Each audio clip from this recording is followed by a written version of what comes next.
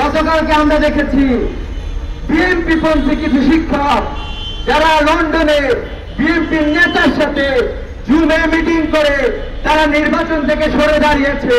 আমরা ধিক্কার জানাই এই সকল শিক্ষকদের প্রতি। জুলাই আন্দোলনে আমাদের শিক্ষকরা যে অবদান রেখেছে, আমরা বলতে চাই বাংলাদেশের সকল শিক্ষক তাদের পথ অনুসরণ করবে, অন্যথায় ছাত্র সমাজ আবারও আপনাদেরকে প্রত্যাখ্যান করবে।